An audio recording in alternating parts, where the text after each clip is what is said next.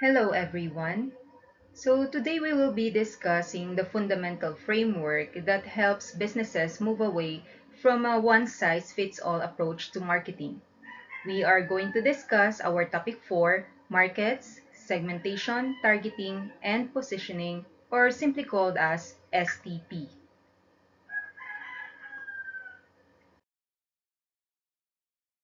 By the end of this session, you should understand why STP is vital, be able to differentiate between its three stages, and of course apply these concepts to real-world business examples. In today's competitive environment, organizations cannot treat every customer the same because people differ in their needs, lifestyles, and buying behaviors.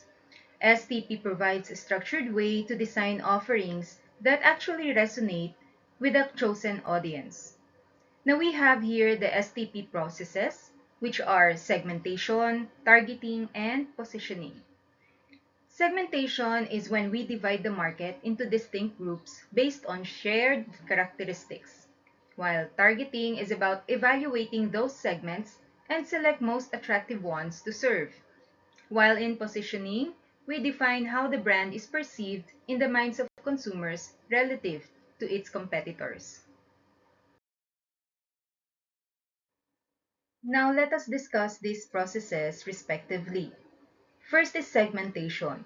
Again, it is about identifying individual buyers or groups that we can actually understand and serve. We generally use four key variables to do this. We have geographic, demographic, psychographic, and behavioral. In geographic, this is based on where people live or work. Under it is the climate-based or Kathmandu style. For example, retailers like Uniqlo Philippines or the North Face will heavily stock on ultralight down jackets in Baguio or Tagaytay branches, while their Manila or Cebu stores focus on Aerism, which is the breathable gear for the tropical heat. Another one is the location-based menus, or for example is McDonald's style. While McDonald's Philippines serves the McSpicy to cater to the local love for heat, they also offer the Burger McDo with rice and Chicken McDo with spaghetti, recognizing that rice and pasta are staples in the Filipino diet. And lastly, under demographic, we have population density, wherein brands like 7-Eleven or Alphamart focus their expansion on high-density urban areas and residential clusters within Metro Manila, where grab-and-go convenience is highly valued by commuters and office workers. Next variable is the demographic segmentation, which is about dividing the market based on identifiable social and personal characteristics. Under the demographic segmentation is age brackets. Similar to Lego, Jollibee Philippines segments by age. They offer kiddie meals with toys for children and family pan meals to target their parents and grandparents. For income, we have Rolex versus Casio style, wherein the local automotive industry, for example, is the Toyota Philippines, who targets a broad, price-conscious demographic with the Vios, while Lexus, their luxury brand, targets high-income earners with premium positioning. And lastly, for the household size, we have IKEA Philippines, which is the world's largest store in Pasay. Specifically designs and displays modular furniture solutions for condo dwellers living in small urban studio units. The third variable is the psychographic segmentation, which is about dividing the market based on internal traits like personality, values, and lifestyle. For lifestyle, we have the environmentally conscious markets, which, for example, are the local brands like Human Nature or Messy Bessie, who targets the eco-conscious Filipino consumers who value sustainability and natural ingredients over mass-produced chemicals. Under the personality, we have adrenaline seekers. Much like Red Bull, Mountain Dew Philippines segments based on the thrill seeker personality, often associating their brand with extreme sports and high-energy game-on lifestyles. And lastly, for psychographic, we have the social class, which are the high-end developments by Ayala Land Premier, who targets the elite or aspirational classes who value exclusivity, status, and gated community security. The last variable is the behavioral segmentation, which is about dividing the market based on actual consumer behavior towards the product. Under it is the benefit expectations, where in the toothpaste aisle, Sensodyne targets Filipinos seeking sensitivity relief, while Colgate Optic White targets those who seeking whitening benefits. For usage rates, we have SM Supermalls, who uses the SM Advantage card or SMAC to reward heavy users or frequent shoppers with points and exclusive discounts, encouraging them to return more often. And lastly, for behavioral, we have occasion. For example, we have Cadbury Philippines and Goldilocks, who uses occasion-based segmentation to target consumers during specifically Filipino celebrations like Noche Buena or Christmas, Valentine's Day, or Mother's Day.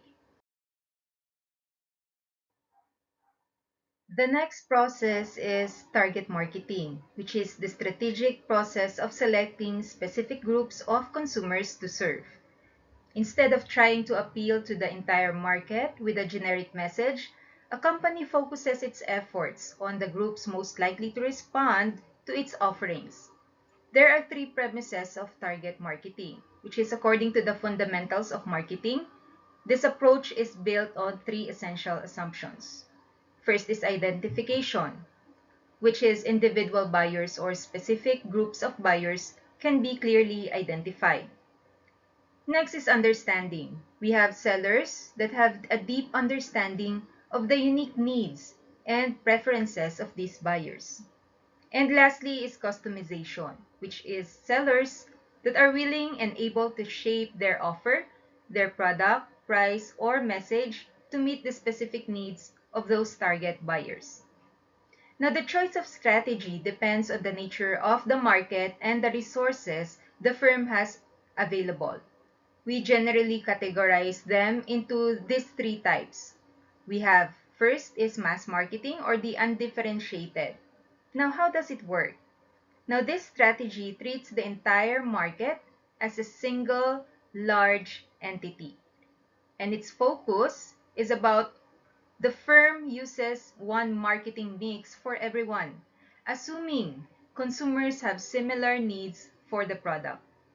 An example of this is the basic commodities or the salt, where the product doesn't vary much between buyers. Next is target marketing or the differentiated. Now, the firm identifies specific segments and develops unique marketing mixes for each. And its focus is on allowing for more efficient resource allocation and better understanding of competition within specific niches. An example of this is a smartphone company who's offering different models for students, professionals, and seniors. And lastly, we have one-to-one marketing or micro marketing. Now, this is the most specific level, providing customized products to meet individual needs. And its focus is often seen in high-end services or B2B or business-to-business sectors, where every client requires a bespoke solution. An example of this is designing your own shoes via Nike by You. By moving away from mass marketing, businesses can create more effective communication and build stronger connections with their customers. Once we have our segments, we have to decide which ones are worth our resources. We evaluate them based on three factors, which is the segment size and growth, segment structural attractiveness, and company objectives and resources. First is segment size and growth. Is it big enough to be profitable? Well, just as Lego shifted focus to adult fans because of their high disposable income, local companies like San Miguel Foods have expanded their pet care or example is the NutriChunks segment. They identified that the parent segment in the Philippines grew rapidly during and after the pandemic, with owners willing to spend more on premium nutrition for their fur babies. Next is the segment structural attractiveness. Are there too many competitors? So much like the streaming video market, which is the Netflix and others, versus the others, where the cost of acquiring customers is high, the digital wallet segment in the Philippines is very crowded. While the market is huge, a new player might find it unattractive because GCash and Maya already have such a dominant hold, making it very expensive for a third player to enter and survive. Now, for the company objectives and resources, the question is, does the segment align with what the firm wants to achieve? In real estate, we have the Rockwell Land, who consistently ignores the low-cost housing segment, just as Apple ignores the $150 smartphone market to maintain its premium, high-status brand. Rockwell focuses only on high-end luxury developments to stay aligned with their objective of being a prestige developer. Now moving on to the targeting strategies, we have three here. We have the differentiated, the niche or concentrated, and the micro-marketing, which I've mentioned earlier. For differentiated targeting, this strategy involves two or more segments with unique marketing mixes designed specifically for each. Let's consider Jollibee Foods Corporation. They don't just have one brand. They use a differentiated strategy by owning Jollibee for the family-centric Filipino palate, Chowking for those craving Chinese-style fast food, and Mang Inasal for the only rice and traditional grilling fans. In niche or concentrated targeting, instead of trying to please everyone, the firm focuses 100% of its resources on one specific, well-defined segment. Now think of Balisin Island Club. They do not market to the general tourist. They concentrate exclusively on a niche of wealthy members who value privacy and world-themed luxury, ignoring the broader travel market to keep their brand prestigious. And lastly, for micro-marketing, this is the most detailed level of targeting, focusing on local or individual level marketing efforts, essentially a segment of one. Now, you will see this with customized cakes from local artisanal bakers or even Grab Food, which uses data to send you individual just for you vouchers based on your specific past orders and favorite restaurants. So again, for differentiated, the focus is on multiple segments. For niche, you have one specific segment, and for micro-marketing, this refers to individual customers. Now remember this, positioning is not what you do to a product. It is what you do to the prospect's mind. In the Philippines, this is often tied to emotional connection, like hugot marketing and value for money. Now, we use perceptual mapping to see where brands sit on axes like price versus quality. For example, the Philippine Airlines sits in the premium heritage quadrant, while Cebu Pacific occupies the low cost and budget quadrant.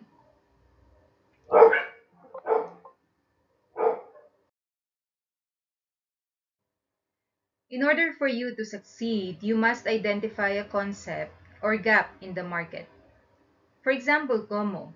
Gomo did this by offering no expiry data for Gen Z. Finally, you develop the marketing mix to support that position. Now, Jollibee positions itself as the joy of the family by using sweet-style spaghetti, kid-friendly stores, and ads featuring reunions. If a brand becomes stale, it must reposition. Cherry Mobile moved from being a cheap and disposable to value for money tech to compete with newer giants like Xiaomi. To summarize our topic, Segmentation identifies groups. Targeting selects the best ones, and positioning creates a clear identity. Now, this entire process is what allows a business to build a real connection with its customers rather than just shouting at the masses. And these are the references that we use for this topic. Thank you very much and have a wonderful day.